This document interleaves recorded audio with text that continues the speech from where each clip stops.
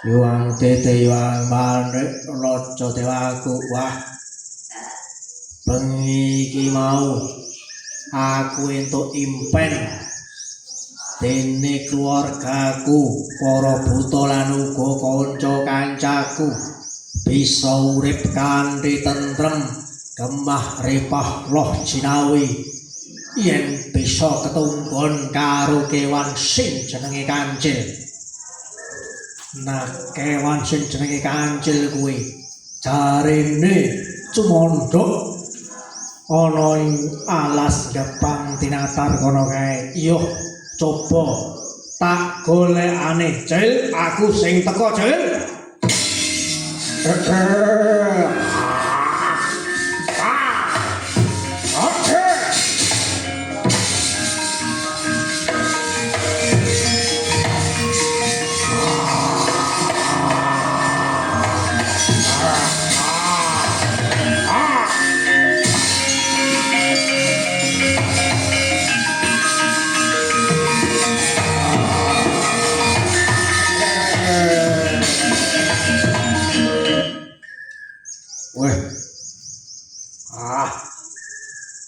Iki ya ora salah macan.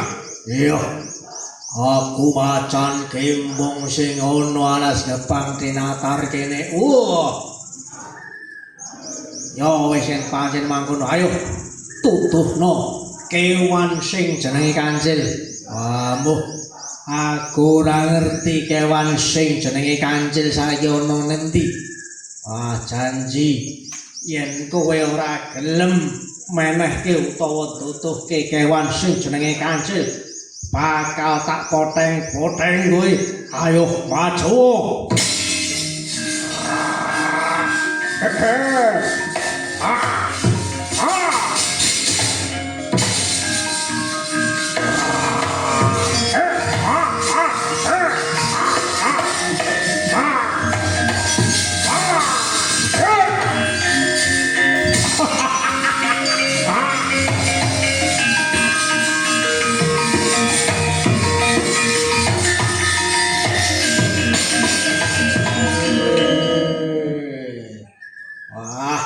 Iki ora salah gajah.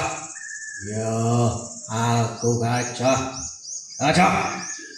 Ayo tutuhno kewan sing jenenge kancil. Aku ora ngerti kewan sing jenenge kancil saiki ana ngendi. Wah, janji yen kowe ora gelem tutuhke kewan sing jenenge kancil kuwi, wah, jadimu bakal tak potel-potel. Ayo maju oleh gandang dening aku.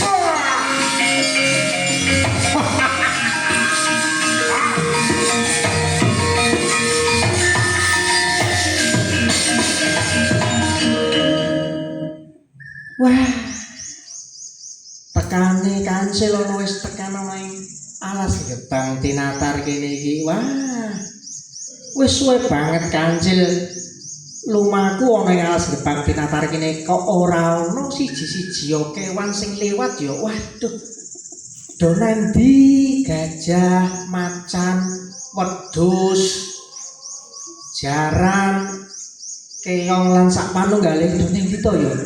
Wah, lho, sapa kae? Kok gede bang, kok do mlayu kae sapa kae ya? Coba tak parani.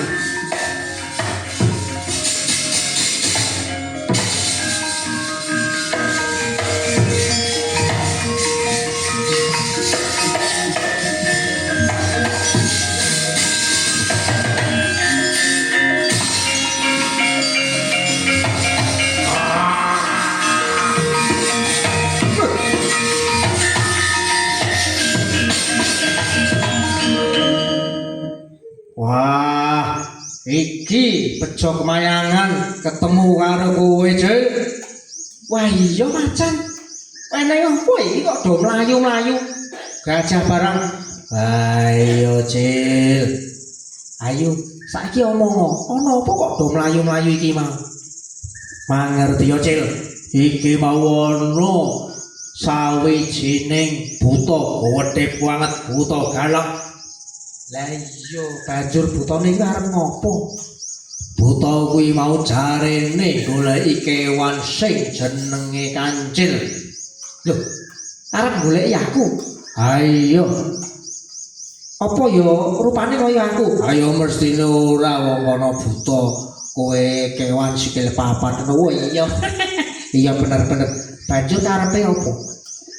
Wah, kurang ngerti, Cil. Nanging buta kuwi jare gero-gero yen kancil ora diwenehke alas Jepang tinatar bakal dosa asik dening buta kuwi. Wah, ngono. Wah, iya, Cil. Aku lan para kewan kabeh jaluk tulung. Jarene kancil kuwi kewan cilik tur pinunjul akale. Ayo, Cil. Coba petukno buta kae lan udurno buta kae. Oh, ya, yen pancen mangkono bakal tak petukke buta kae. Wis sowan-sowan ya kanca-kanca ya. Ya, Sil.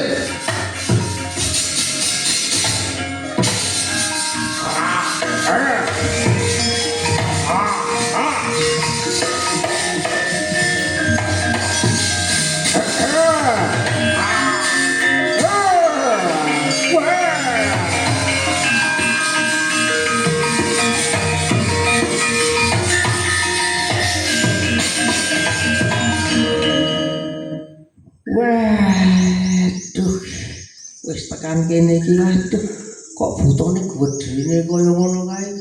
Untune siunge waduh. Wah, jan kae wah, kepiye iki? Lho, nek ora salah iki kewan sing ana pangimpenku. Ayo, kowe ngaku jenengmu sapa? Aku Kancil. Nah, tenan. Happy birthday to you. Happy birthday to you. Happy birthday iki ngopo? Awang ketemu aku kok happy birthday. Ora iki iki jenenge iki.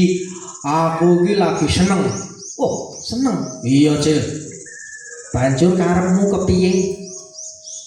Iki gelem ora gelem dina iki uga kowe kudu melu karo aku, Cil, ana ing panggonanku.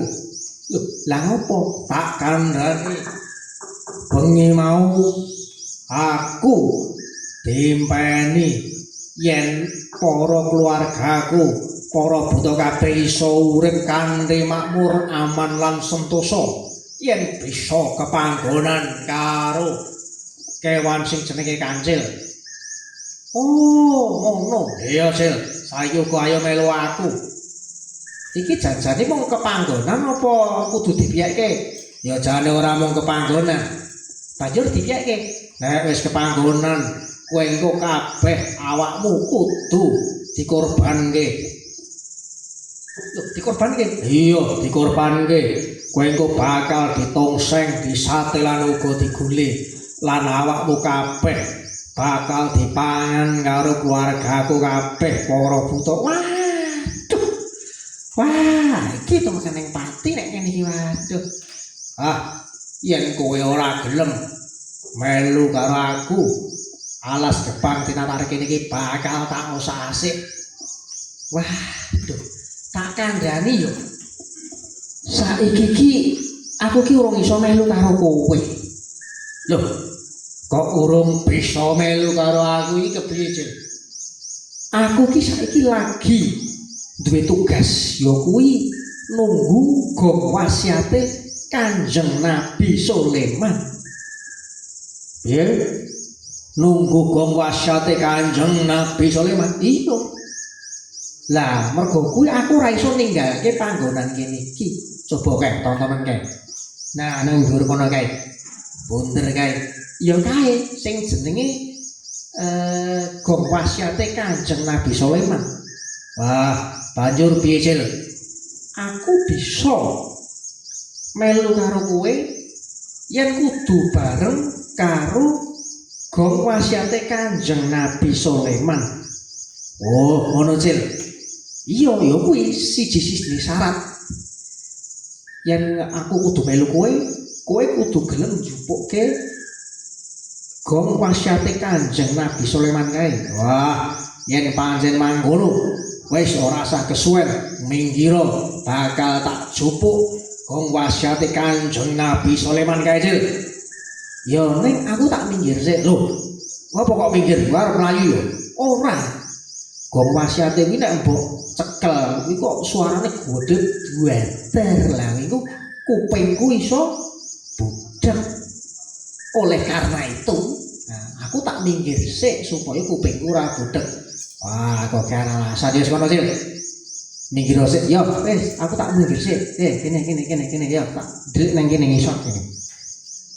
Wah, yo Kandri gong wasiate Kanjeng Nabi Sulaiman kae aku bakal bisa nggawa kancil.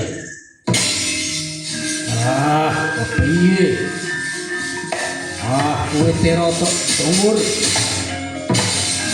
Coba tak penake.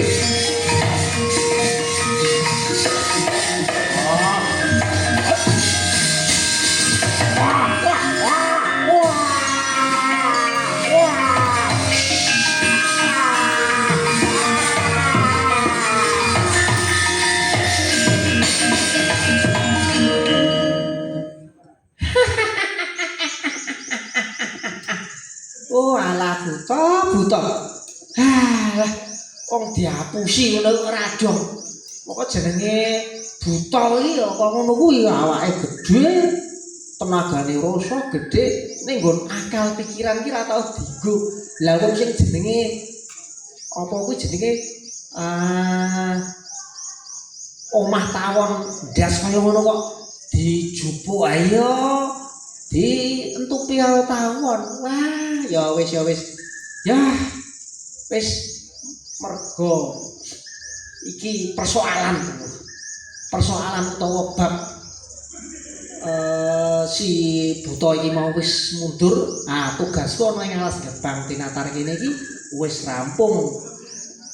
Wis saiki kabeh para kewan ana ing alas gerbang tinatar kene iki wis do iso urip aman sentosa damai makmur. Nah, ya wis ya kanca-kanca ya.